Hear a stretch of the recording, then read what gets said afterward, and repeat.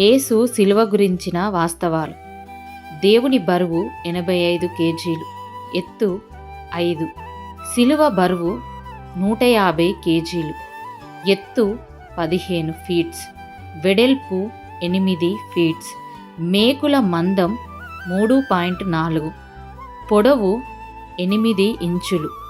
శిలువ వేసిన నెల ఏప్రిల్. దేవుని శిలువ మరణంలో పాల్గొన్న సైనికులు 350, గుర్రపు రౌతులు 50. శిలువపై శ్రమకాలం 17 గంటలు. శిలువ మోస్తూ దేవుడు 3 సార్లు పడిపోయాడు.